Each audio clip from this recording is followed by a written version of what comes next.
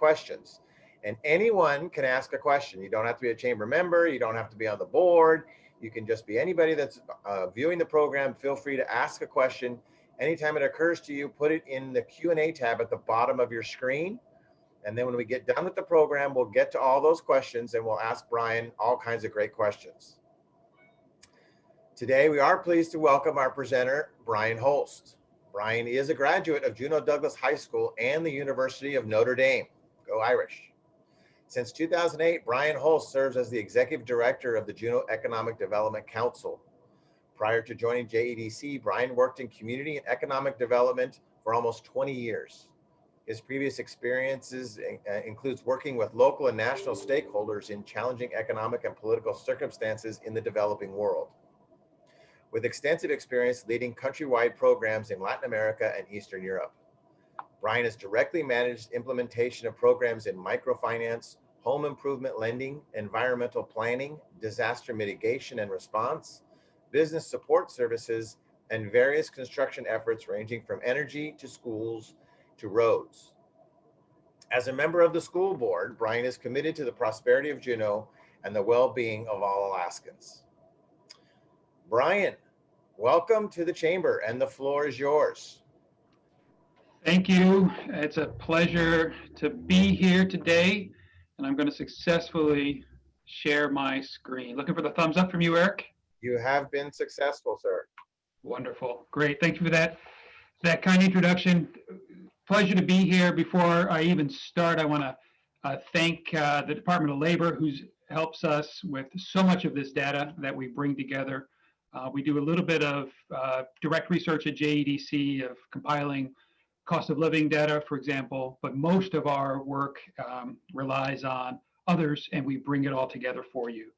I also want to give special thanks to some staff members that have been key. Martina, Alex, and Susanna all contributed, but James Chang this year took the role of Ava Bornstein, who retired earlier, to really take the lead on pulling together this presentation. So thank you, James, for your incredible work. So today we are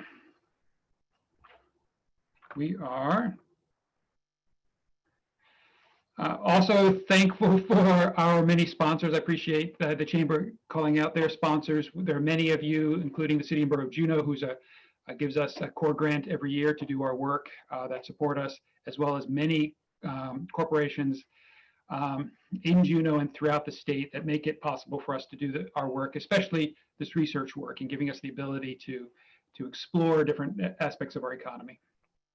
Also want to thank our board. Our board is a group of volunteers that work very hard on behalf of Juneau. We recently had Lauren McVeigh, Brandon Cullum, and Susan Murray all term off of our board after serving many years each on the board. And I'm really pleased to welcome Mark Guevara, Jill Weitz, and Raymond Paddock to our board, and our new liaison, Maria. So thank you for your service. So let's get into this. What does JDC do? I think you're mostly familiar with our work, but one element of our work that is today is the delivering economic development services. And we're going to give you an overview of Juneau's economy. We're kind of four things that we're looking at today. We're going to cover some basics of Juneau's economy. Most of you have a good understanding of that, but it's always good to just ground us in data.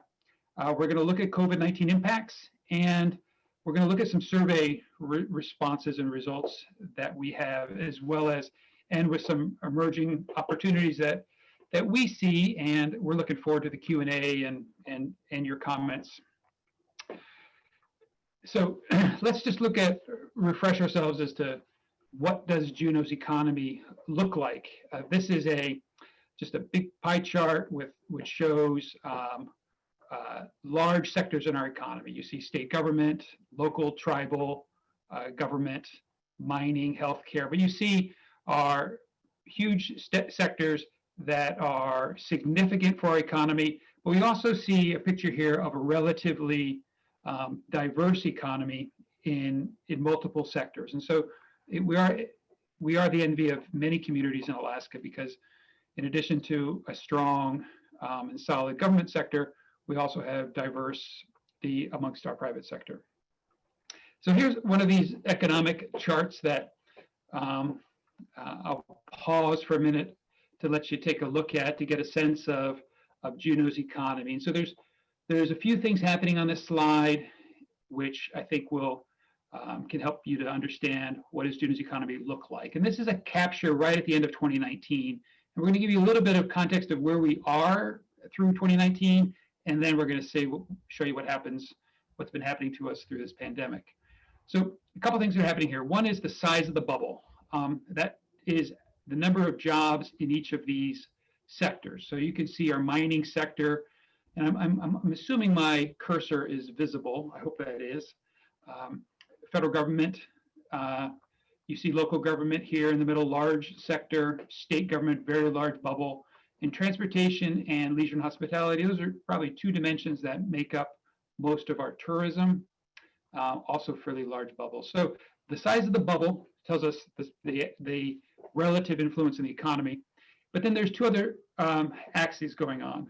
Across the bottom axis is the average monthly wage. So as you go further to my right, try to get my head around how you guys are seeing this. I think it's to your right as well. You will see the increase in wages. So you're seeing the mining sector, federal government, as paying well, paying better relative to other sectors. And then on the y-axis, you see the percent gain or loss in average monthly employment from 2014 to 2019. So again, we're showing where the growth is happening in Juneau's economy in terms of jobs. And you can see, and we'll talk about that, our government is not growing fast. Our mining sector has shown some growth. Transportation and leisure and hospitality need to be looked at together to show the growth in the tourism industry. So that gives you a sense of where we have been. And again, let's look here at 2019. And I think it's relevant to talk a bit about 2019, even though it's a whole year behind us, because it gives us a sense of we're a little bit fortunate to enter into a pandemic relatively strong economically. And I mentioned that because this slide here shows the last 5-6 years of employment, government employment, which is super stable, helps Juneau have a relatively stable economy, and then our private sector. And in 2019, we see a historic peak in employment in the private sector in Juneau, which is positive. And something slightly positive, we have been watching this decline in government jobs in Juneau for many years. And I'm glad that we don't have to report a 9th year in a row of job losses in government, net job losses. The gain is very minor, but we broke that multi-year trend of losing government jobs. We want government jobs. We're the state capital. We want government jobs to be here because that's where the government should operate from. For our state, federal government should be close to the capital as well. We really want to see stable in that area, and it's nice to see 13 is basically no change, but it's at least it's headed in the right direction. Okay, so let's look a little bit here, and I'm hoping you can see. I don't know where my face shows up on your screen, but you can just see the slide. And this is now looking at the economy, looking at unemployment rate for the past many years, and then looking at the pandemic. So Juneau is this darkest line at the very bottom. And Juneau has enjoyed for many years and continues to enjoy relatively low unemployment. You see the pandemic hit here in 2020 and an unemployment spike, but relative to others, we still have relatively low employment. So that makes you feel somewhat positive, but it's not so positive. And this is something we want to point out as well, that we have seen a decrease in a couple things going on in this graph here. So let me give, it's kind of complicated. So let me just pause and give you a second to absorb it. So blue is 2019 and red is 2020. And what we are looking at here, if you look at the bottom here, you see the unemployment rate in 2019 sort of be steady throughout the year. In 2020, at the bottom of the screen, you see the unemployment rate sort of spike in the pandemic here in Juneau and stay pretty high and then start coming down. And if you look at September numbers, you're thinking, okay, we're getting back to normal. Maybe this isn't so bad. So then I want to direct your attention to this little black arrow we put on the screen here, because this is this part of the story that isn't so good. And that is that not only have we increased our unemployment rate, not by a lot, but we have increased it. The reality is that it's much worse than that, because we have lost the labor market. The labor force has decreased, meaning fewer people are staying home and not working and not trying to work. There could be a lot of reasons, one of which could be that they just don't think that there's an opportunity in the workforce for them. So that's not good when we look at our unemployment. So our unemployment is worse than it looks when we just look at the number. And when we start to dive into it a little bit more to understand, okay, so we are losing jobs, and who's losing jobs? We see some peculiarities here. So this graph talks about, we looked at second quarter employment. And if we look at this first, total industries, and we look at average employment and average wages, this light color is average wages. Wages went up on average. And at first you think, wow, that's bizarre. How can wages go up? And the trouble is that not only have we lost jobs, but we're losing a disproportionate number of jobs from lower income people in our community. And that's really challenging. So the average goes up only because there are fewer workers, and those workers are the workers that earned less are no longer in our equation. And that's exacerbated. You see that in government as well, but to the far right is the private ownership. And we see that even more so, meaning people have suffered, but the people that have suffered the most are low-income people. It doesn't necessarily mean your private sector folks don't think that they're now making more money, the top-end managers are making more money. It's just that we've affected the average by the low-income people being, lower-wage people, jobs being eliminated disproportionately. Federal jobs, let's just talk about that a little bit. Of government jobs, they are up slightly during the pandemic, probably mostly to do with the census. You're also seeing the same phenomena here, is that the jobs that aren't getting filled or are being eliminated are jobs that pay less on average. So the lower wage people are members of our community are suffering more than middle and income. State jobs, just a general concern that we always have. We looked at these numbers are for the region for Southeast Alaska. And you see three pieces of data here on this chart. We see our 5-year average, which is the highest line, unfortunately. And you see our 2019 average, which is lower. And then we even see the lower line, which is 2020.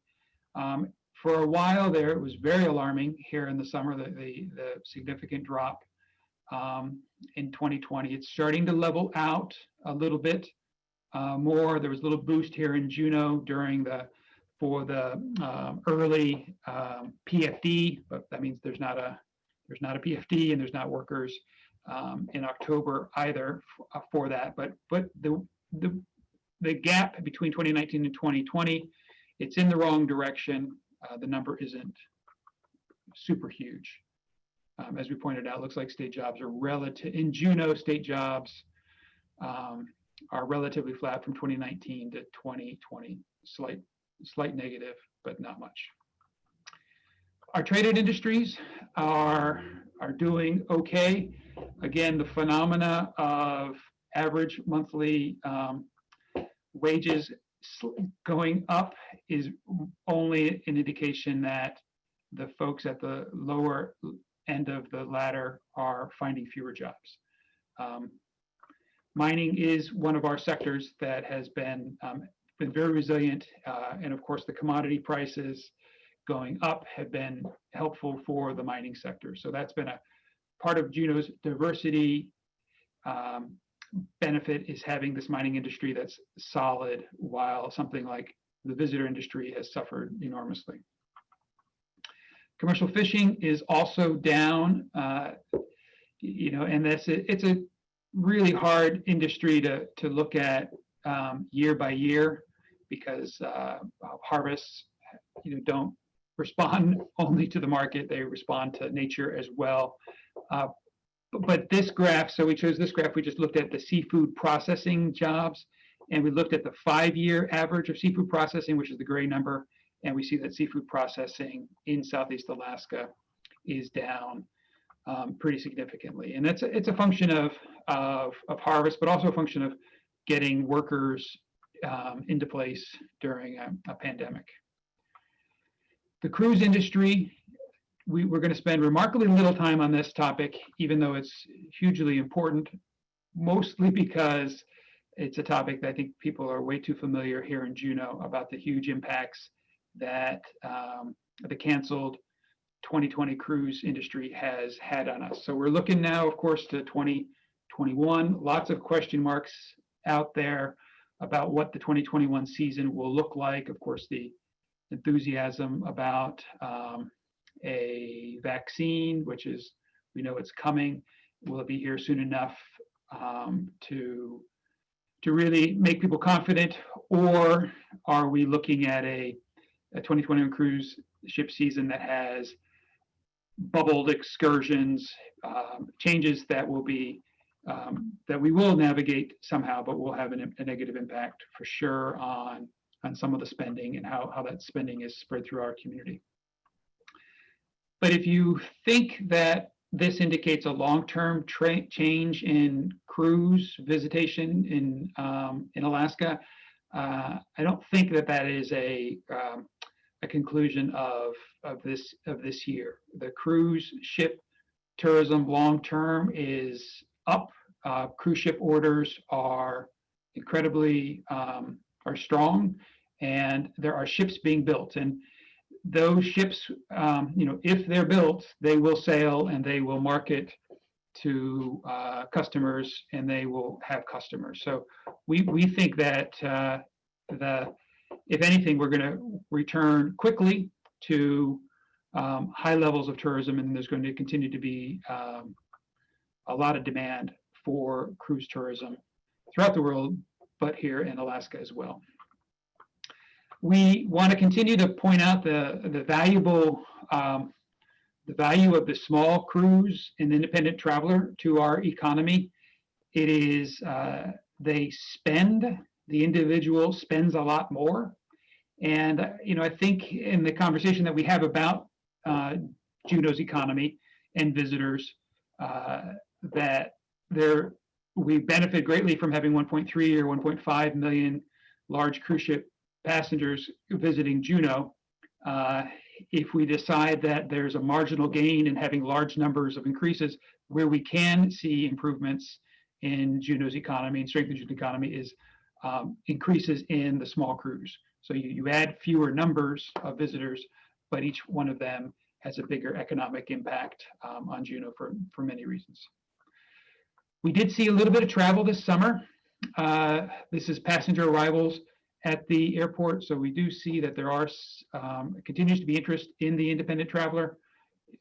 Not enough to make it a good summer for our hotels, and I don't want to in any way say that it is everyone knows looking back that it was a terrible summer in the tourism industry, but there was some visitation, and we would expect that to go with the pandemic to continue to improve. Survey results. So we got a lot of we want to talk about today, and part of it is the results of a business survey that we did with several of our partners, including the Chamber. Thank you for helping us to get this survey out. Great response, 247 responses of Juneau businesses in September. We closed at the end of September. And we got the full report is on our website. We want you to go look at it, but we're going to give you some highlights now and sprinkled out throughout the rest of the presentation. So one of the big, this is self-reported, and this is consistent with the information that we are also seeing in the employment numbers, is the incredible decline in jobs, employees. So this shows full-time employees and part-time employees from 2019 to 2020 from the 247 businesses that participated in the survey, which did include many in the tourism sector, but it wasn't targeted just at the visitor industry. We also saw an incredible decline in the number of part-time workers. The blue versus orange is seasonal. So if you feel like it doesn't feel that terribly different, and in some ways our economy isn't as hard hit as perhaps we would have thought it would be, is because a lot of those 2,314 workers in 2019, a lot of them were seasonal, and they just didn't come to Juneau at all. And that hurts their income. It certainly hurts Juneau's economy. But when we look at the full-time employment, we did see relative stability in that sector year to year, despite the pandemic. A couple, again, I'm going to go through these almost too quick for you to really get your head around, but think of them more as a teaser to encourage you to go and read the full report that we have on the survey. But this talks about what are threats to businesses that people are experiencing. And one of them is the lack of cruise ships, of course, has been incredibly hard, not just on the tourism businesses, but on lots of businesses that support tourism businesses and that also support other parts of our economy. So we've seen that the travel has been really challenging. The social distancing requirements have also been a negative impact on businesses. It's not to say that people are saying we don't want them for health reasons. They're just identifying that you don't make, your business doesn't do as well if you can only have 25% or 50% occupancy in a business. And it's important to note, and I'll mention this again later, is the biggest connection isn't the health status of our community is what influences people's willingness to go out and shop more than whether or not I'm required to wear a mask. And there's some national data that supports that. Other impacts of COVID-19 reported by the business community, we're seeing reduced worker hours, projects delayed, cancellations of many events because of the pandemic. Businesses are responding in many ways. This is at the end of September. 3/4 of businesses were requiring their employees to wear masks at their workplaces. And this is pre the governor's recent further encouragement to wear masks. So Juneau businesses were responding very quickly to the pandemic to try to make people comfortable in continuing to operate in this environment. When we asked about where people were working, we found that half of our businesses are working remotely during the pandemic.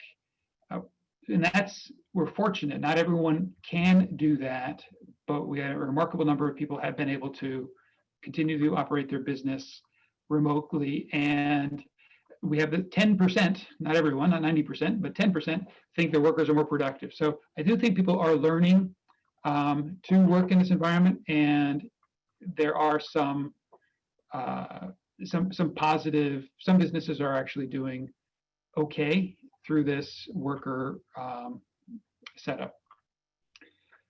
This is a sobering slide here. So when we asked what your outlook for your business is going forward, depending on the pandemic, and this clearly shows that it's really fortunate that a vaccine is on its way. Of the businesses that participated, 50%, more than 50%, said that they would close in under a year if the conditions didn't change. And the conditions haven't changed, as we'll see. The conditions are getting worse, in terms of disease in our community. The only hope is that, well, with two hopes. One, we get a little bit better to stop the disease from spreading, but two, that there's a vaccine so that we can stop worrying about spreading disease. But yeah, it's very sobering, scary that a large number of businesses feel like they can handle this for a little bit more, but definitely not long term. So consumer confidence. So this is some data that, this is Alaska data, and this is the year from January. You see the spike here for in March in the pandemic. This is the 80%. This is the grocery store sales up. People buying toilet paper and panicking a little bit. But what we're seeing over the long term is that total spending by consumers in Alaska is down about 17% to date. We're still underspending, and our restaurants is one category that is particularly hard hit from people not being willing to go out and certainly not being willing to take leisure travel.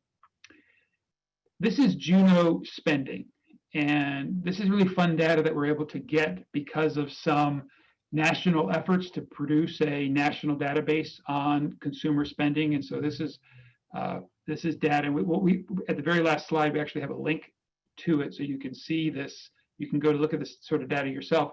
But this is from collaboration of banks sharing credit card data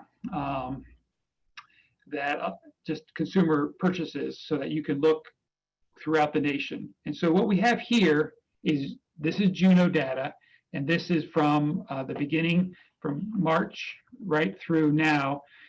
And we see that blue is consumer spending, right? And so the zero line across the top, 0%, that's kind of where we had been, would be typically. And then this blue line is showing recovery from March through about,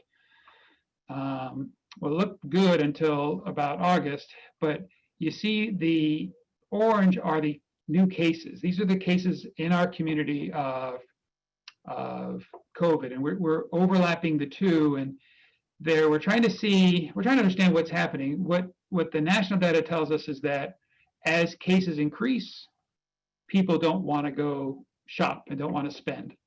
And I think we're starting to see that Juneau isn't very different. We look like our confidence was building, but if we start looking in October, we have quite the peak of cases, and now we're starting to see flat or declining consumer confidence here in Juneau as well, as would be predicted by the national data.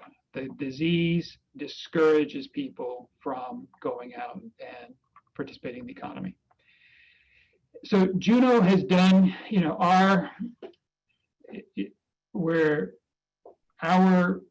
this is just looking at COVID-19 cases in our community. And so the Juneau is the dark blue number on the bottom. So again, we're doing relatively well when we compare ourselves to places like Anchorage or the Mat-Su, Fairbanks, or the rest of Alaska. And to the right, we see also the total cases per 100,000. And we see that, unfortunately, our cases continue to rise. And that's, it's really discouraging because, as Eric mentioned, I'm also on the school board. Lots of you are out there that are cared about your kids getting back to school. The school district has plans to open further in January, which has been something we've been talking about since the beginning of this school year. And we really want to do that. And we do that in an environment where there's as little disease as possible, because we don't want staff or students to get sick. So I just want to also ask people to do your best to bend this curve back down. We need some more talk about bending the curve. We had a lot of that early on in the pandemic, and I think we need to hear that again, because we did a great job of keeping the curve down, but we're not, it's going the wrong direction. A couple more slides here on our economy. Construction is generally a stable sector this year. We're basically doing okay in that sector throughout the pandemic, which is great to hear.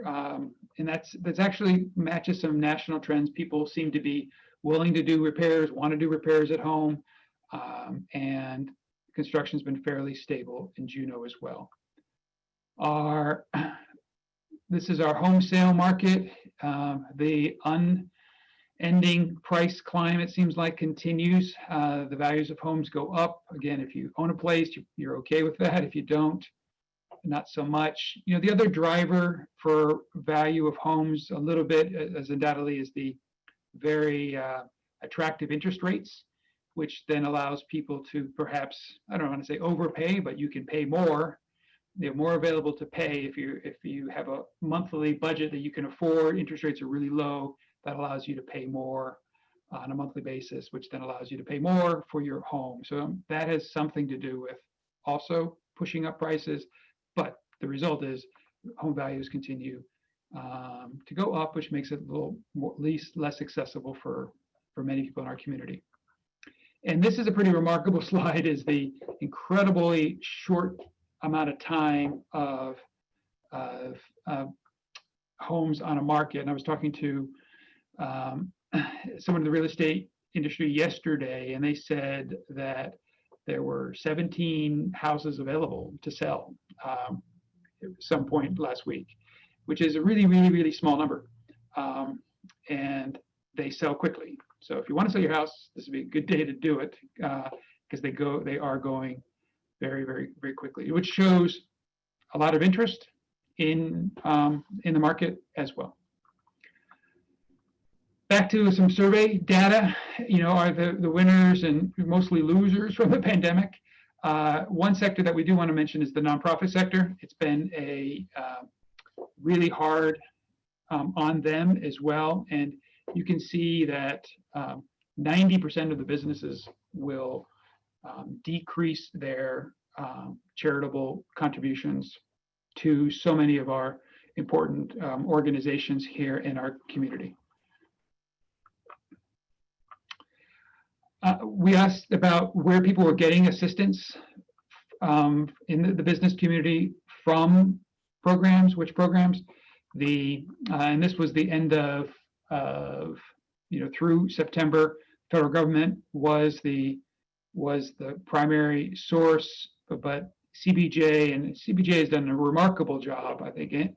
Again, envious of many communities in the state where we've been able to put out a lot of resources to our business community relatively quickly, complementing programs that the federal government has. And then the state has, since this program has put out a tremendous amount of funds, almost exhausted the $280 million that they had available for their Alaska Cares program, which has benefited businesses in our region.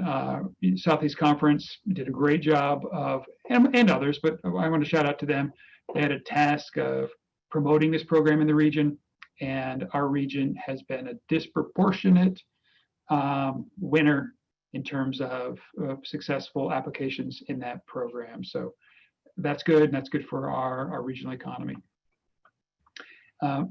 We asked businesses, what sort of support that they needed. I thought it was just valuable. 30% said we need to figure out how do we get some help for our businesses. And I know many organizations, including our own, have tried very hard to make assistance available and understandable to businesses that typically haven't navigated the grant world. Testing is really important. I just got a few more slides here, and then we'll get to looking forward to hearing people's questions and comments. Testing is really important to the business community in the survey, and not just because of the visitor industry, though we brought that in as well. It's that the visitor industry is really critical to their businesses, and nobody can really see a path to visitors returning to Juneau without a robust testing program system in place. And of course, that has implications for people being confident of visiting during the legislative session. It may be that that's a moot point because it may be that the legislature decides to keep their doors closed during the session. I think those are decisions that are being made now.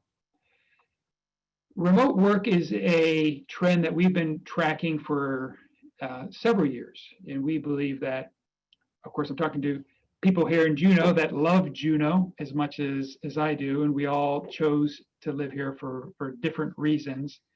So we've made the choice about living here, but there is this remote work phenomena, and that represents a potential opportunity for us. It's not a new phenomena where people can have a job in one place and work in another place. Remote work is sort of a brilliant economic development opportunity in that it doesn't displace your job, right? It brings a new job into the community, and you bring your job and you live in our community, but you commute from outside. And we do have several people that have come to Juneau in the last year to work remotely, and we think that there's an opportunity there, and we're working hard through the Choose Juneau campaign to really understand who those are and how do we identify those people, and how do we make them aware that Juneau might be a great fit for them. When we asked the business community if they thought that Juneau was ready to recruit remote workers, we were happy to hear that 72% thought that would be a good move on our part. And again, we had a few people that misunderstood perhaps that remote work they thought perhaps that's taking a job, bringing in a worker to take a Juneau job. What we're saying is bringing in a job with the worker to our community. So it is just additive to our economy. So we are working very hard on this Choose Juneau effort. And just to wrap up here with our presentation is what's next for our community. I think one of the keys is that we're seeing that a little bit in Juneau. It's hard to say that we have a clear picture of that from the data yet, but national data shows that being healthy is what drives economic activity. If where you have lower rates of disease, you have higher rates of people being willing to engage back in the economy. It seems so incredibly obvious, but it is really important. There's some people that argue that these, opening up or shutting down, government saying it's open or shut is what drives the economy, and the data is that is not the case. And so they've looked at jurisdictions where the government dictates we're open or shut down, and that has little to do with the consumer. The consumer is more aware of, well, what is the level of disease in my community, and when the disease is low, they go out and they shop and they participate in the economy. When it's high, they hunker down. So the disease is level. So that's the biggest takeaway is that from the pandemic is that if we can get the disease down, we can help our recovery. The high housing costs in Juneau continue to be a challenge. That's unfortunate pre-pandemic, post-pandemic, during pandemic. We need to continue to diversify our economy. We are well diversified in Juneau with many sectors that typically work well. Again, just the juxtaposition of the very weak visitor industry this year, but we have an industry like mining that is solid and perhaps even a little bit strengthened because of commodity prices during the pandemic. That's good that we have that in Juneau's economy. we need to look at our winter economy. We continue to monitor that. We don't see, we see continued, well, we didn't see it this year, but looking back, we see continued growth in the summer economy, but not the kind of growth, the similar growth in the winter economy. So to balance it out, we need to really focus on winter and what we can do in winter and how we can provide jobs for people in winter.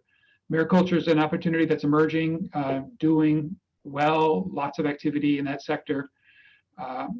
Then the small cruise industry, if we're going to continue to grow tourism, let's focus on the independent traveler and the small ships, because there's a per visitor benefit to us. And then there's emerging opportunities. Remote workers is a real phenomena. It's not new, and it's been growing. And I think we have all reason to believe it's going to grow even faster during this post-pandemic. This workcation notion, people have, McKinsey consulting firm looked at workers and the ability for workers to work remotely. And what we see is that while the remote worker is a possibility, what is really clear is that there are a lot of companies and a lot of people that can work remotely for weeks or months at a time and maintain the productivity at their company. So we think that there's going to be an emerging strong market for people to bring, your family, go work for 6 weeks, come to Juneau, come to someplace in Alaska, not just to vacation, but to live in the community and work. The state has identified marijuana as one of the fastest growing industries they predict going forward. They were hurt during this pandemic. Their seasonal market is pretty evident by how this summer has not gone well for them. But generally, that's a sector that the state has identified as fast growing. And we see other small opportunities with locals, online sales. The online sales works both ways, of course, and so there's some threats also to our economy. So that's where we want to wrap it up. I want to, before we go into Q&A, want to mention the business grant program that the city allocated $14 million for the business sustainability grant program. 13 million was allocated, and then the city manager, per the ordinance, gave a clause that the city manager could reopen it if funds were left over. There's $1 million. We have applications are coming in. You need to go to our website. There is still, we have about less than 30 applications in 2 days, and there's room for a bit more still. So if you have not received a grant from through JEDC from the City and Borough of Juneau for your business, or you only received one in phase 1, and if you have, you would know what phase 1 was, then you're eligible. If you've already received a grant in phase 2 in the last few months, you're not eligible because it's the same program. Also, please go to our library. We have our full indicator report. We thought twice about issuing it this year because it tends to capture a lot of looking back, because that's just how the data is. You have to experience the data in order to report on it. But we went ahead and produced it. So we have that series that we know people enjoy that is on JEDC website. And we're really looking forward to what this year is looking like. And we're going to be working on that earlier next year as well. So, and Track the Recovery, that's a website that I'm sure many of you have seen. There we have, that's a great collaboration of lots of partners throughout the nation that has been able to allow us to access some interesting consumer data and just discuss the whole recovery concept as well.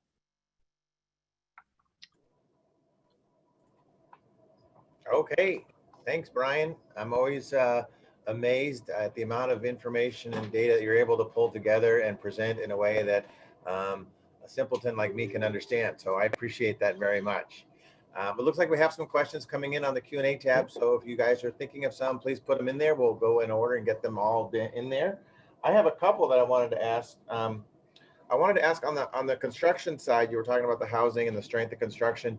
do you, and that's a little bit of forecasting, I guess, but do you foresee a lag effect in the construction industry in terms of projects being delayed now that normally would come on, be starting to be built in a year or so? And because of the pandemic, things not being planned for the future? Yeah, that's a great question. Just last night, met with the Home Builder Association, and I think the sentiment is that it's really the government needs to decide what they're going to do in terms of projects. And I think Juneau's been smart about funding bonds for schools, for school repairs.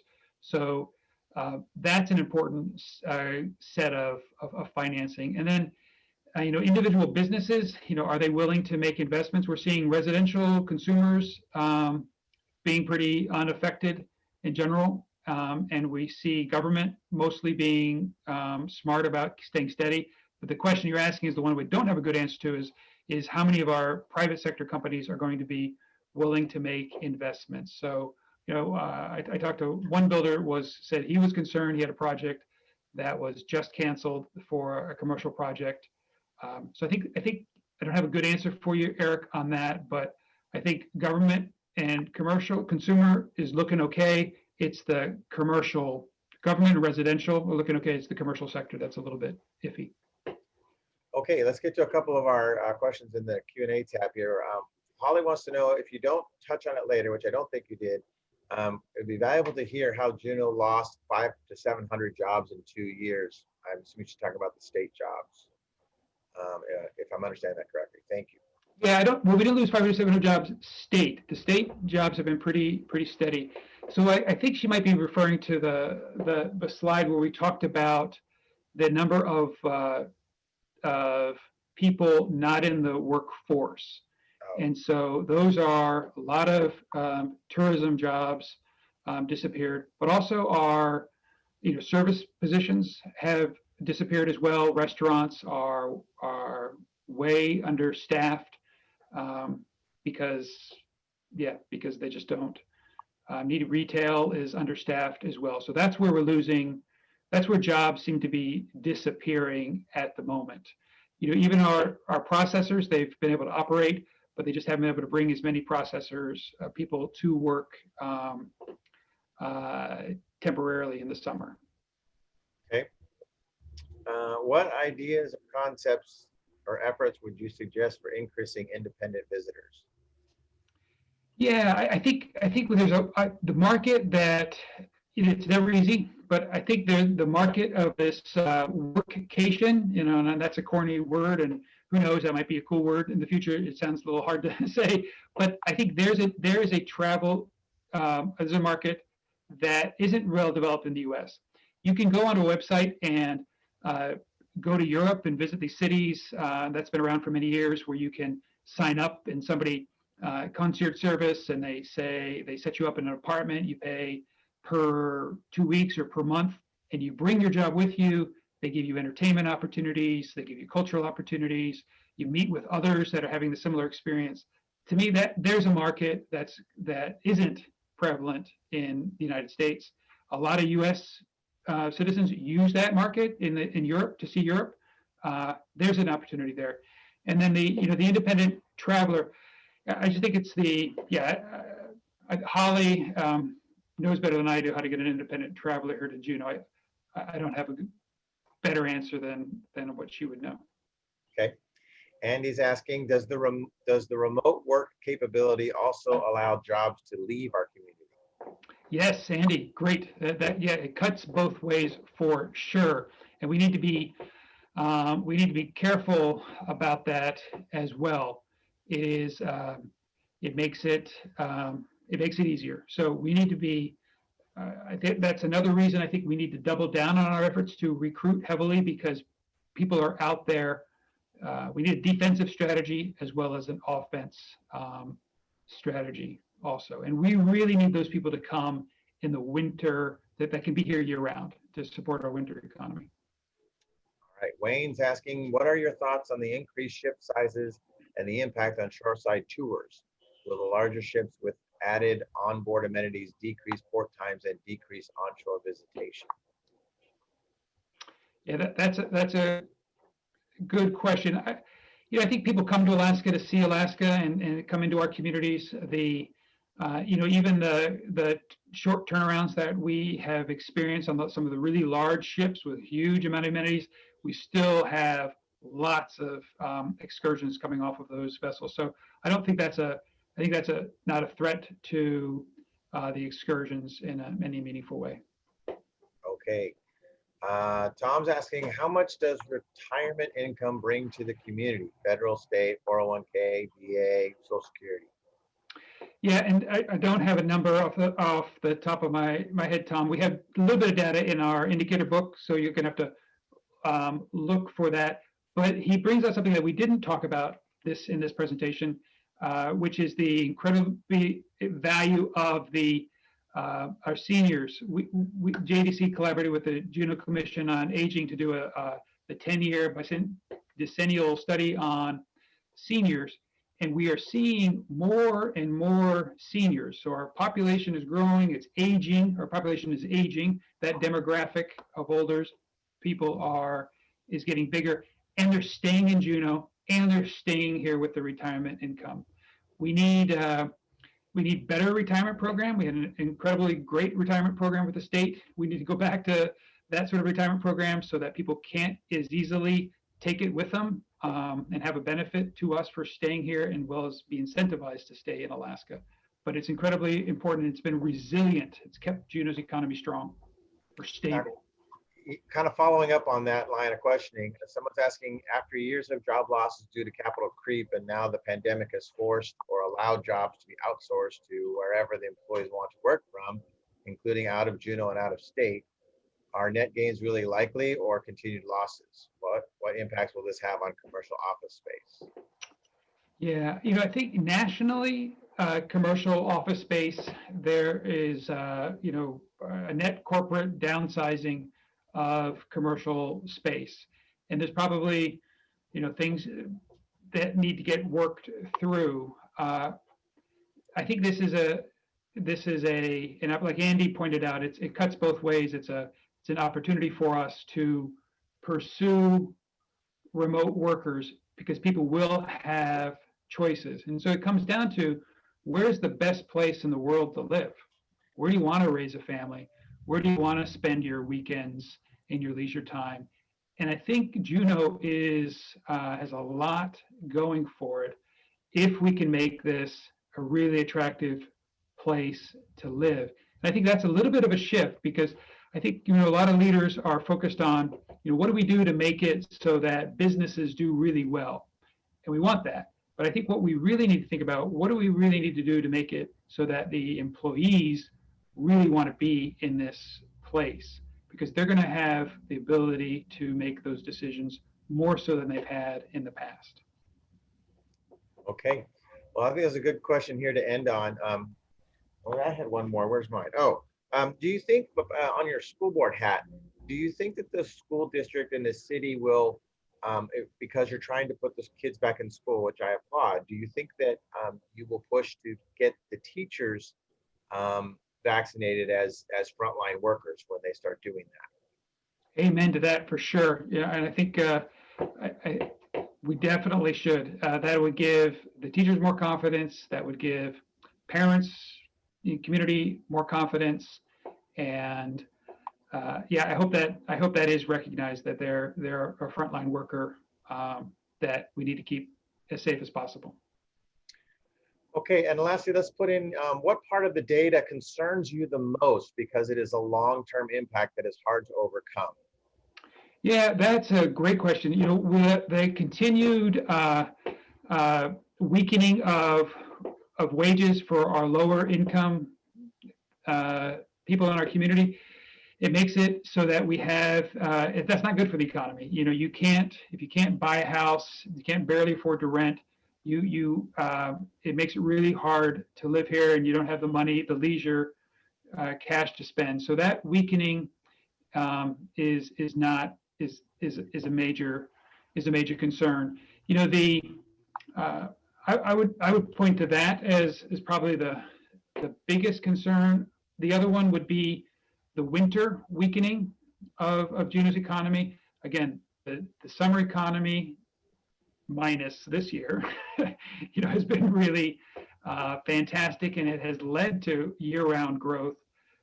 We need to continue to find ways to do more. Alaska Glacier Seafoods, great example. They've I just happened to know that they're trying to sell their home packs, which have been a great product that they sell in the U.S. market. They're trying to sell in the Canadian market. They're finding in other markets for their products, and that's a product that they can serve year-round from Juneau. Okay, great. Well, thank you, Brian. You did an awesome job as always. I appreciate all the questions from everybody. I think we have a couple we didn't quite get to. We ran out of time, but I'm sure Brian would be happy to answer your questions if you wanted to give him a call. Let's see. Thanks for joining us today. We're not 100% sure about our presenter for next week, so I'm just going to leave it out there as a mystery guest at the moment. We hope to have an announcement on that pretty soon. You can sign up for next week's luncheon through the link in the newsletter or the luncheons tab at junochamber.com. Don't forget, Maggie has lots of signs for your business. They're free. They're very nice. So please call her and get some signs for your business and help her clear out the office a little bit over there for all the printing she's done. Thank you, Brian, again for presenting today. Appreciate it. Thank you to everyone for coming, and we are adjourned.